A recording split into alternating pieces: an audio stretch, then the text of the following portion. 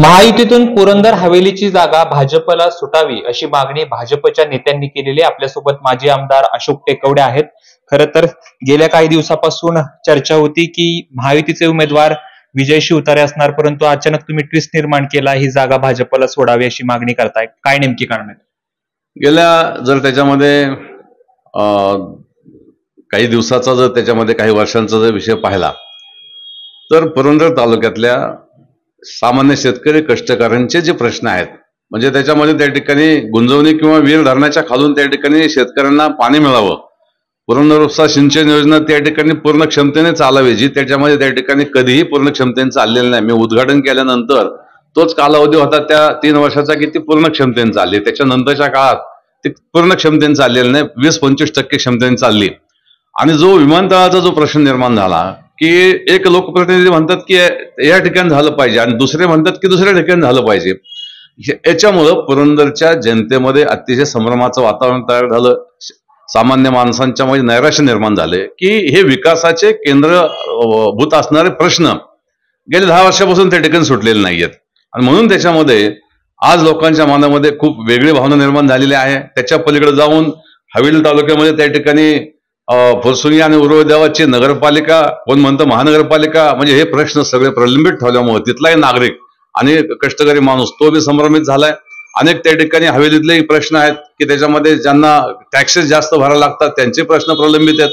या सगळ्या गोष्टी बघितल्या तर पुरंदर मधला शेतकरी वर्ग, हवेली मधला कष्टकरी वर्ग यांच्यामध्ये अतिशय या लोकांच्या बद्दल खूप नैराश्य आहे. आणि म्हणून त्या ठिकाणी जर हे प्रश्न सुटायचे असतील तर नक्कीच त्याच्यामध्ये भारतीय जनता पक्षाचा आमदार पाहिजे, कारण भारतीय जनता पक्षाचा लोकप्रतिनिधी झाल्यानंतर केंद्राचा निधी हा त्या ठिकाणी मिळू शकेल. ह्या सगळ्या गोष्टीला आता केंद्राचे पैसे लागणार आहेत, राज्य शासनाचा त्याच्यामध्ये मदत लागणार आहे.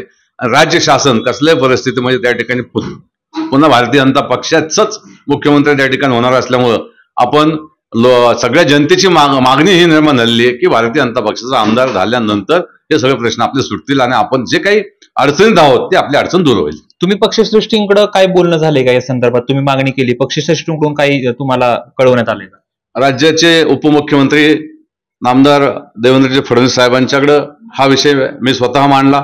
त्याच्यामध्ये राज्याचे अध्यक्ष बावनकुळे साहेबांच्याकडे त्या ठिकाणी मांडलाय. नक्कीच त्याच्यामध्ये सकारात्मक आम्हाला या संदर्भातला त्या ठिकाणी त्यांच्याकडून निरोप येईल. खरं तर उमेदवार कोण असणार? खरं तर तुम्ही असं मोठा दावा करताय, कारण दुसरीकडे विजय शिवतारे म्हणतात की माझ्या काळात खूप कामे झाली 2014 ते 2019 मध्ये किंवा 2009 ते 2019 पर्यंत ते साधारणतः 10 वर्ष आमदार होते. त्या काळात मोठ्या प्रमाणात कामं केली, परंतु जी मला कामं करायची होती ती 2019 पासून 24 पर्यंत झाली नाही. परंतु तुम्ही जो दावा करताय तो दावा फार गांभीर्य आहे की, कारण 2004 ते 2009 पर्यंत तुम्ही आमदार होता, तिथून पुढे कामाला ब्रेक लागला असं म्हणतात.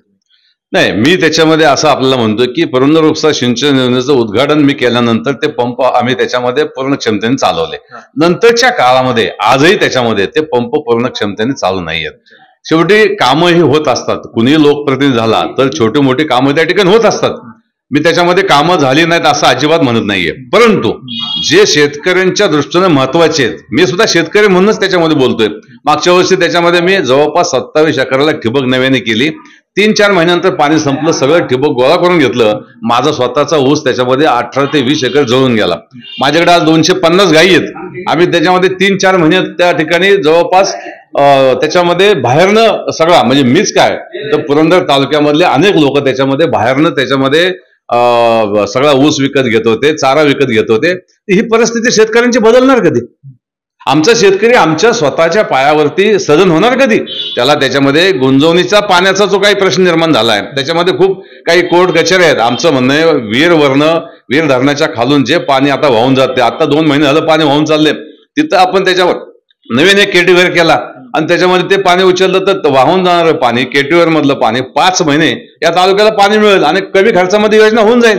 किती दिवस गुंजवणीच्या पाण्याची वाट बघायची? अनेक लोक त्याच्यामध्ये आता गुंजवणीचा पाण्याचा ऐकत ऐकत स्वर्गवासी झाले. ही भावना आहे शेतकऱ्यांच्यात, खूप मोठी चीड आहे आता. ही शिवसेनेनं जे शेतकऱ्यांसाठी करायला पाहिजे होतं ते केलं नाही, काँग्रेसने केलं नाही असं तुमचं म्हणणं आहे. आता तुमच्याकडून कोण उमेदवारीसाठी असेल? कारण उमेदवार तर भरपूर आहेत, तुम्ही स्वतः इच्छुक आहात. मी पुन्हा ते सांगतो की कुणी काय केलं नाही हे अजिबात मी म्हणत नाहीये. जे मूलभूत प्रश्न होते ते तालुक्याचे सुटलेले नाहीयेत. माझा त्याच्यामध्ये वैयक्तिक कोणाचा काही विषय नाहीये. मी पुरंदर उपसा सिंचन योजनेची उद्घाटन करून घेतली, मी पुन्हा तेच रिपीट करतोय की मी ती स्कीम योजना पूर्ण क्षमतेने चालवली, मग आता का चालत नाहीये आणि मग शेतकऱ्यांना पाणी मिळत नाहीये, त्याच्यामध्ये आम्ही बी आहोत. काय कारण असेल? त्याच्यामध्ये जी काही निष्क्रियता, त्या कामाकडे बघण्याची निष्क्रियता आहे, त्याच्यामधून ती पुढे आली. त्या पद्धतीने जबाबदार पद्धतीने बघितलं गेलेलं नाहीये. जे आम्ही बघत होतो नाझरे धरणातनं, माझा रेकॉर्ड काढा, नाझरे धरणातनं आम्ही मे महिन्यापर्यंत शेतकऱ्यांना पाणी पुरवठा केलाय. मे महिन्यापर्यंत. आमचं म्हणणं असं आहे की ज्याचं म्हणजे जळतं ना त्याला कळतं. माझी शेती आहे, माझा ऊस आहे, माझी मका आहे. मी आता तुमचा फोन आला त्यावेळेला माझ्या ह्याच्यामध्ये गायांच्या ह्याच्यामध्ये काम करत होतो, आता वाटत काम करत होतो. आता तुमचा फोन आला होता, ठीक आहे, माझे माणसं समोर उभी आहेत. आता मला सांगा की तुम्ही मागणी केली आहे देवेंद्र फडणवीस, त्याच्यावरती तुम्ही वाट बघताय, वाटते जागा सुटेल तुम्हाला? जागा सुटण्यापेक्षा या पुरंदर तालुक्याचं भलं व्हायचं असेल आणि केंद्राचा निधी त्या ठिकाणी मिळवायचा असेल तर इथं भारतीय जनता पक्षाचा आमदार अपेक्षित आहे. तो शेतकऱ्यांच्या आणि कष्टकऱ्यांच्या मनात आहे की ही जागा भारतीय जनता पक्षानं लढवावी. शेतकरी, कष्टकरी, हवेलीमधले, पुरंदरमधले भारतीय जनता पक्षाचा आमदार कशासाठी करणार आहेत तर त्यांचे प्रश्न सुटण्यासाठी, जे अजून सुटलेले नाहीत. अशोक टेकोडे उभा राहणार. शेवटी कसं आहे, याच्यामध्ये मी 2 निवडणुका लढवल्यात.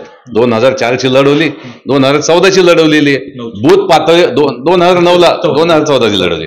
बूथ पातळीवरती काय स्थिती असते हे मी पाहिलेलं आहे. शेवटी म्हणतात ना, ऊस त्या चरखत गेल्यानंतर तो रस बाहेर पडतो. 2 वेळा माझा त्याच्यामध्ये मला माहिती आलेली सगळी, त्यामुळे नक्कीच त्याच्यामध्ये ही परिस्थिती निर्माण झाली तर लोकांच्या हितासाठी आणि विकासाचं स्वप्न पूर्ण करण्यासाठी नक्की मी पुढे असेल. शिवतारेंशी या संदर्भात काय बोलणं झालंय का? शेवटी मी आपल्याला मगाशीच सांगितलं की विद्यमान असतील किंवा माजी मंत्री असतील, आमचं त्यांच्यावर बोलणं व्हायचा काहीच प्रश्न नाहीये. आमचं म्हणणं आहे की भारतीय जनता पक्षाने नक्कीच ह्याच्यामध्ये सकारात्मक भूमिका घ्यावी. खूप खूप धन्यवाद. तर होते अशोक टेकोडे, ज्यांची मागणी आहे की जनतेचे मूलभूत प्रश्न आहेत ते आतापर्यंत सुटलेले नाहीयेत, त्यामुळे भाजपचा आमदार या ठिकाणी हवा, असं अशोक टेकोडे म्हणतात. कॅमेरा पर्सन धीरजसह जयदीप भगत, एबीपी माझा, सासवड. एबीपी माझा, उघडा डोळे बघा नीट.